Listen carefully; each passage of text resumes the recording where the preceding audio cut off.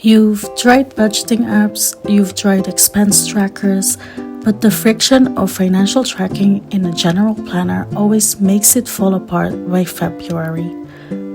The problem isn't you, it's the system.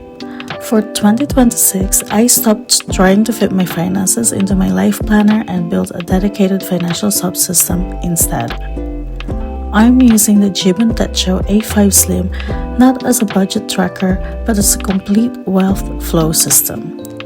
This isn't about restriction, it's about tracking income, mindset, and savings in one integrated unit that complements your main planning setup. I'll show you how this planner tracks the rhythm of your wealth with clarity and intention, turning financial overwhelm into a frictionless experience. So the system starts not with numbers, but with intention. We anchor everything with a clear financial purpose right from the beginning. This intention becomes your system's core. On the first page, I wrote a simple intention, 2026. This book holds the rhythm of my wealth, tracked with clarity, tended with joy. That phrase, rhythm of my wealth, is crucial. It shifts the focus from static numbers to a flowing, manageable energy you can actually influence. This leads directly into the yearly overview. Most people see this as a calendar for birthdays or appointments, but in this specific planner, I use it to mark expected bills and income dates. These aren't just random tasks, they are the pulse of your financial year. By seeing them laid out, I can anticipate the busiest financial days and ensure I'm directing my money and not reacting to it. Then we get to the long-term vision, the age chart.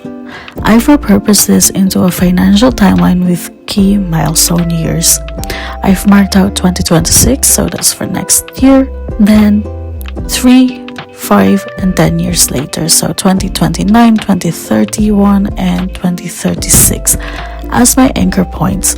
Next to each, I've written one big picture financial goal that represents what true wealth means for me at that stage of my life. And this goes beyond just euro amounts to include freedom, security, and specific life achievements. This becomes a visual anchor for every daily decisions you'll log later. Once this long-term vision is set, you have the clarity needed to build the daily touchpoints that make it real. And now that the long-term vision is set, we build the engine that runs day to day. This is where most systems fail. They demand too much detail too often. The key is frictionless, daily touch-in, not a deep dive. I repurposed the yearly vertical graph for this exact purpose. Instead of tracking something abstract, each vertical line represents a day for a quick money mindfulness check-in. It's not about logging every single expense. It's a simple mark indicating my financial energy for that day.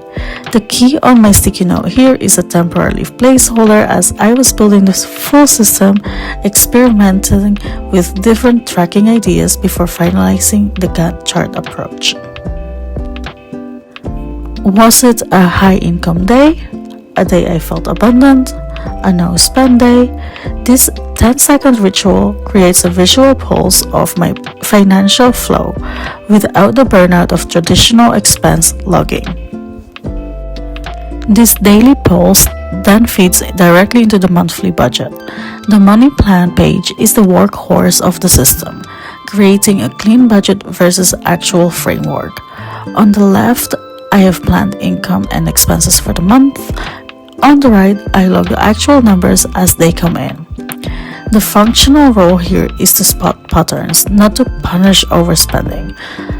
For example, if my grocery budget is consistently off, it's a signal that my plan was unrealistic, not that I failed. This reframes budgeting from restrictive chore to an informative feedback loop. A common mistake is overcomplicating categories. I've organized mine into 3 clear sections: income sources, like my full-time job and different Etsy shops, expense categories, and specific saving funds. The more granular you get, the more friction you create. The goal is to see where your money is flowing clearly, not to create unnecessary complexity. This structured approach makes the monthly reconciliation take about 15 minutes, which is sustainable. The integration point is clear. The qualitative data from my daily touch-in informs the quantitative data on the budget page. If I see a cluster of low energy days, I can look at the budget and often trace it back to a large unexpected expense that threw me off. This connection is what separates a living system from a dead logbook. It fuels the visual goals we set next, turning abstract savings targets into a tangible, gamified experience. The data collected here, the rhythm of income, the reality of spending, provides the raw material for building real wealth, not just tracking its absence. Now that we have the daily engine capturing the flow, we need a way to visualize the destination. This is where we move from tracking to building. The Japan map in the Jibun Techo is one of those pages that most people skip, but I've transformed it into what I call an abundance map. This is your visual savings tracker. I've assigned each of my different saving funds a specific marker color. Each prefecture on the map represents a fixed amount saved. For example, one prefecture equals €100. When I transfer €100 to my travel fund, I color one prefecture with the travel fund's color, and this turns the abstract concept of saving into gamified visual experience. There's a tangible reward, coloring in a section, that makes progress feel immediate and celebratory, not like a distant, punishing goal. The visual anchor works because it connects your daily financial actions to a larger picture. Every time you log a no-spend day or transfer money to savings, you're one step closer to coloring in another prefecture.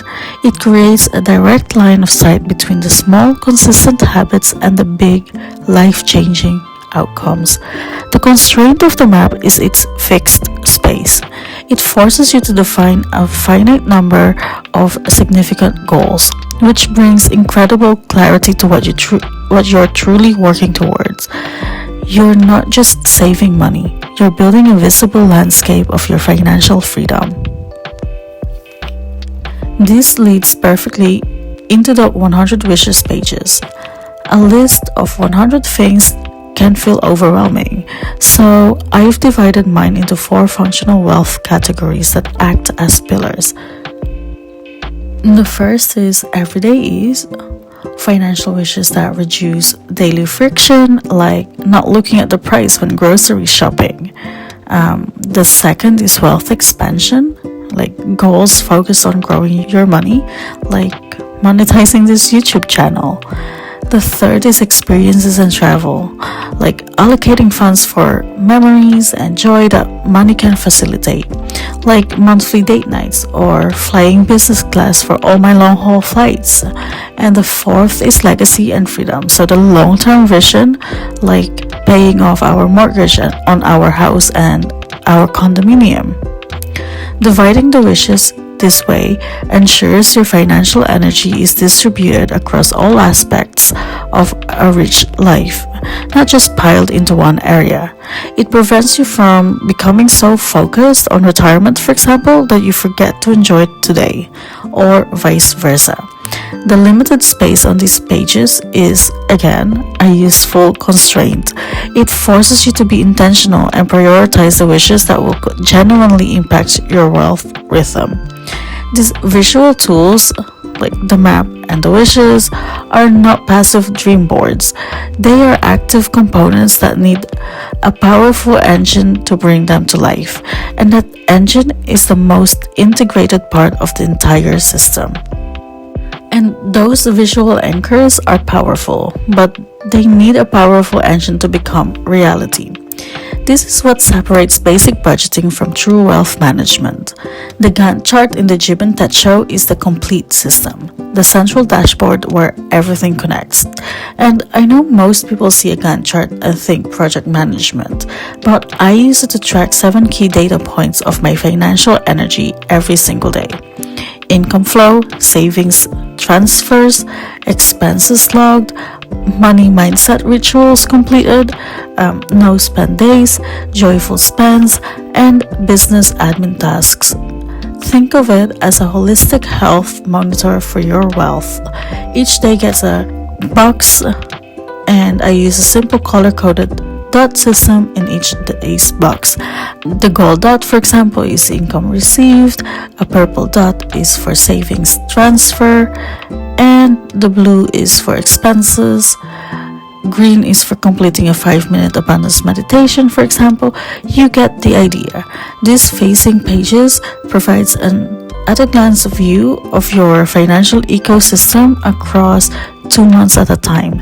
You can instantly see if it's a season of high income and low spending, or if your mindset rituals are dropping off, which often correlates with more stress around money. The workflow is designed for sustainability. All the data logging happens right here. This prevents financial clutter from spilling over into my other planners. My Hobonic Cheek cousin stays dedicated to reflection and daily journaling, and my spiral planner handles pure appointments. The Jibun Gantt chart is that dedicated repository for financial data. It takes about 60 seconds each evening to mark dots for the day. The trick is not to overcomplicate it. The dot just means that the action has happened, like it doesn't track the amount. The amounts are handled in the money plan and logged temporarily in the weekly overview pages before I do monthly budget reconciliation. This separation is critical. The Gantt tracks the frequency and consistency of your financial behaviors, while the budget tracks the volume. And a common mistake is trying to log too much detail here. This isn't the place for dollar amounts or lengthy notes. If you had a side hustle payment come in, you mark the income dot. You don't write 150 from a freelance project. That detail gets captured in my weekly overview where I track actual income and expenses. The power of the Gantt is in the pattern recognition. After a few months, you can scan the chart and see, for example, that your most consistent income months are also the months where you had the most no-spend days and mindset rituals. That's an insight you can act on. It shows you the conditions that create financial flow. Or you might see that a month with high expenses also has a complete absence of the green mindset dots, revealing how financial stress can make you abandon the very practices that would help you manage it. This is the engine that makes the abundance map and the 100 wishes actionable. When you color a prefecture on the map, you can look back at the Gantt chart and see the exact combination of daily actions, the savings transfers for the no spend days, the income spikes that made it all possible. It connects a daily grind to the big win in a way that a simple savings account balance never can. You're not just watching a number go up, you're seeing the behavioral recipe of your success. This holistic view is what transforms your relationship with money from something you fear to track into a system you actively manage and enjoy tending. But an engine, no matter how powerful, needs the right fuel to run smoothly. And that fuel is your mindset and the resources that keep your financial frequency high. Even the most sophisticated engine needs a reset button for low-frequency moments. That's the functional role of the Financial Energy Anchors page. This is a collection of simple I choose statements that I've written out in advance. Things like, I choose to stop shaming myself for learning. Or, I choose to celebrate every euro, big or small, as evidence of flow. When I have a day where my financial energy feels low, maybe I'm anxious about a bill or frustrated with a slow income week, this is the page I turn to. It's a 5-minute reset, not a deep therapy session. Reading through a few of these statements manually shifts my focus from the problem back to my agency. It's a dedicated space for mindset calibration, which is often the missing piece when financial tracking starts to feel heavy. This anchors page works hand in hand with a collection of pages that supports the system. These pages, the resources that raised my frequency, my book list, or money mindset, movie list, like money lessons in motion, gifts received and given, the promise list, and one blank page are all empty templates for now, but their functions are clearly defined. The resources page will capture specific moments like a quote, podcast episode, or insight that shifted my financial frequency. The book and movie list will track money-related content I consume or want to consume.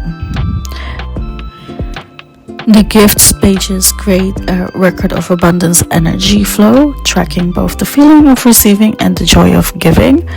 And the promise list holds commitments I make to myself for accountability. This structure ensures that Jibun Techo remains a hub for financial implementation, while other notebooks handle deeper research. This prevents the financial planner from becoming a cluttered catch-all and keeps its function laser-focused. And this brings us to the most critical part of achieving true planner peace, if that exists. It's the integration. A subsystem only works if it has clear boundaries within your larger ecosystem.